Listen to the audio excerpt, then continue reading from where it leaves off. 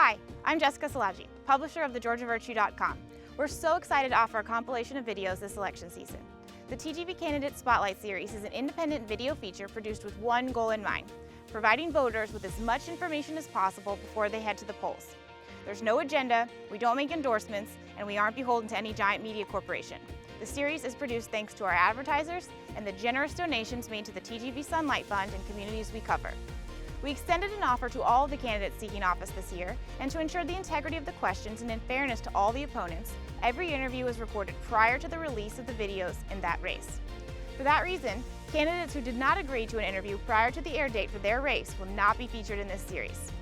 Thanks for tuning in, and don't forget, you can find more content on this election cycle and much, much more on thegeorgiavirtue.com.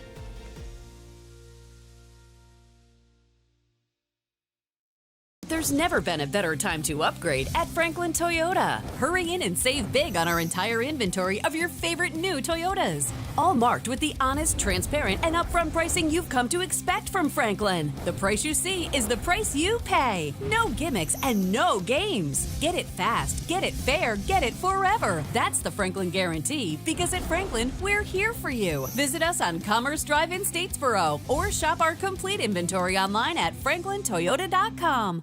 Now we are chatting with Greg Threatte. He is a candidate for Evans County Board of Education in District 5. Thank you so much for chatting with us. Thank you, Jessica. Appreciate the time. Why don't you start off by just giving everybody a little bit of background on you, your family, Evans County, ties, just who you are. Okay. Well, I am Greg Threatte. I'm a resident of Evans County. I have actually lived my entire life in Evans County. I'm a product of the Claxton school system. I graduated from Claxton High in 1977. My children have all gone through the Claxton school system, and currently my grandson's in 4th grade at Claxton Elementary. So the school system is tremendously important to me. I'm a building contractor. We have a farm as well where we raise cattle and goats, and have a lot of other pets too, and I'm also a nature and landscape photographer. So that's kind of who I am. Why are you running? Because right now it's a tough time to enter in the political realm. You know, whether it's at the state, the local, the federal level, it's just a contentious time for everyone. But now more than ever, we need time, or we need good people to serve. So why are you running for office? Well, as I said, the school systems here are of tremendous importance to me. I have kept up with and been pretty involved in the school system for the past 2 or 3 years, and attended board meetings to try to know what's going on in the system, and with the great concern of the fact that I have a grandson that's going to be coming on through the system. It's important to me that the proper education is there for him to benefit from.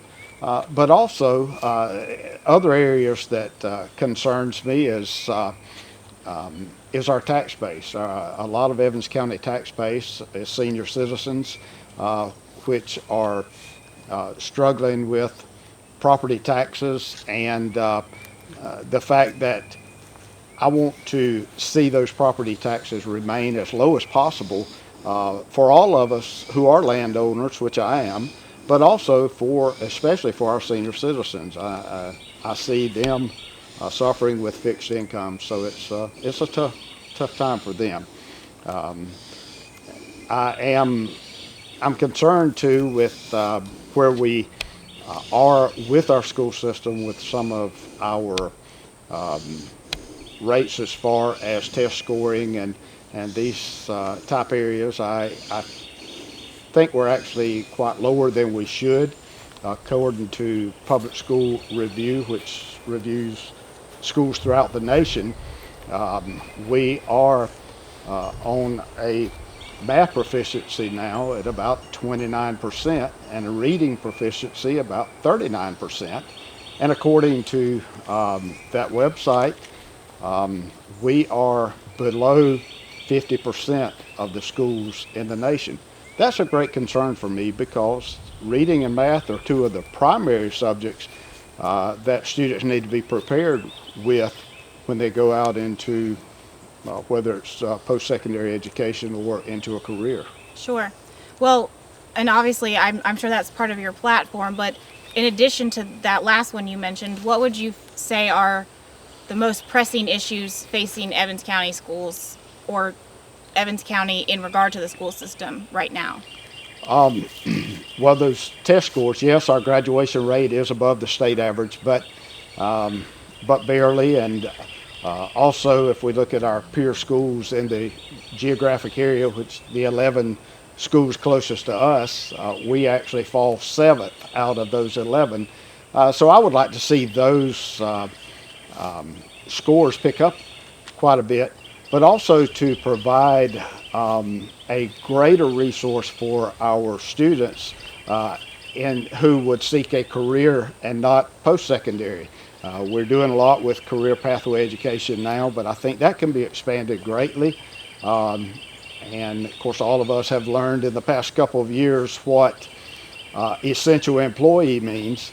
And a lot of the essential employees that we have heard so much about in the past couple of years are those who are in those career areas that the career education could prepare them for. A lot of people consider the role of a Board of Education member, like they look at it differently, what you're supposed to do, what you should be doing for the community versus how you should work with the superintendent. I guess from a 30,000-foot view, how would you describe the role as a board member if you're elected? Like, what would you think your responsibilities would be? I think I should have a primary focus for the children to have the well-rounded education. But in all honesty, we're divided up in districts in the county, and if elected, I'm there to represent the citizens in our district and their concerns, and to be available to them to carry their concerns with me to the board meetings and honestly be a strong voice for them. And you kind of touched on it when you were talking about the millage rate. I mean, everybody wants low taxes. Nobody wants to pay more. I mean, that's just, and with school systems, they're unique because of, they have to be at a certain threshold to get state funds. And I believe Evans County is at that threshold. But, That's true. How do you balance the rising costs? Like, how would you take an approach of how to tax appropriately and spend appropriately? Like, how would you assess the overall situation? Well, I think we should, yes, we are dealing with state requirements and state minimums for the funds that the state provides to us, but I think we also should be tremendously fiscally responsible in our spending. I feel like we need to take a deeper approach to that or a deeper look into it and cut costs where we can. Inflation rates in our country now are higher than they've been in over 40 years. So I recognize the cost of anything, whether it's in my personal business or in a school system, is going to be elevated because of inflation rates. So we're going to have to look at the areas that we can make adjustments in expenses and to hold those expenses down. Do you think there are any areas that perhaps would need more funding, or where you'd like to see more focus on, even if it's not an increase in dollars, but like making sure that there's a return on what you've invested in? Is there any specific? Yeah, as I mentioned, the career pathway, I think back to my time in school and how I learned so much during what we called vocational at that time, but I think we need to put a greater focus on that and expand that more. And then I think we need to focus on those two areas that I mentioned earlier, math and reading, and utilize whatever tools available to get those students reading and being able to do their mathematics at a higher level than they are now. Do you think the the school system and the Board of Education, or you can answer it separately if you have a different answer, do you think they are transparent enough? And if not, what would you like to see done in terms of reforms or additions to? No, absolutely. I don't feel that the school board or the administration is transparent enough. what I would like to see is more involvement from the community in school board meetings and those type things. But those meetings are not always announced. I realize they're on a regular schedule, but they're not on the calendar, the Board of Education school calendars at times. The Evans County Charter School System has a Facebook page that they announce a lot of great information on. However, board meetings are never announced on that page. So I think to be transparent with meetings that's available and encourage public's attendance to that. And then I also believe from a transparency standpoint, even when a board meeting is attended, a lot of times there's just a blanket vote on what we discussed at the work session rather than a clear description as to what's being voted on. When it comes to board interactions, you know, you said you're all coming from different districts, but one of the positives of Evans County is there are a lot of shared values. So there are a lot of things I think that people agree on, but that's not always. So how would you approach dissent? Like, how would you look at an issue where you're maybe a dissenting voice or, I guess, in opposition to something because of your personal values or the views that you're bringing from your district, but you don't want to be so disagreeable that you can't work with your fellow board members? How would you approach that? Well, I would approach it first based on the facts before us. And if those facts lean one way or the other, I would be firm in sticking with where those facts take us, even more so than personal opinions. Sometimes facts are going to override how I may personally feel, or the district's corporate attention to something may be different than I personally feel. So I would take the approach of working with the other board members, but be a strong voice for those that I'm representing, and do it, again, based on facts, and not because someone suggested that here's how it should be done. Why should people vote for you? First off, I will be a strong voice. I always have been. I will be a strong voice. I'm not, if I feel strongly about something, I'm not timid to let that be known. And, but I also recognize that you do that in a professional way.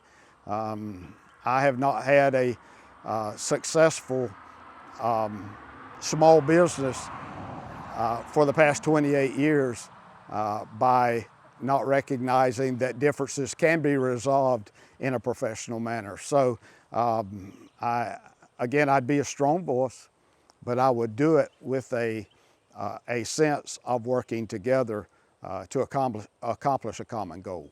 Is there anything else you want voters to know about you or something you would tell them before they head to the polls on May 24th? I would say that family is important to me. Family is tremendously important to me. And we need to recognize when we are making decisions for our students that they are not all coming from a background that some of us may have come from, where you have a corporate and an intact family there, and recognize that there are special needs for each individual child that really needs to be focused on. So I think that from being able to sit back and look at a very diverse population as we have here in Evans County, that we can improve our education tremendously by working with that diversity rather than allowing that diversity to create tensions within itself. Can you tell people where they can learn more about you or perhaps contact you? Are you on social media? How can they ask if they have any questions before Election Day? Okay, certainly. I welcome you to go to my Facebook page, Greg Threatte. where I do post quite a bit of stuff unrelated to the school system. I post a lot of my photography there as well. But if you have a question, or if you have a comment or an opinion you'd like to share with me, I welcome you to reach out to me. My phone number is 912-657-1547, and now and after the election, I will be available to you at that phone number. Well, thank you so much, and we wish you the best of luck between now and May 24th. Thank you so much.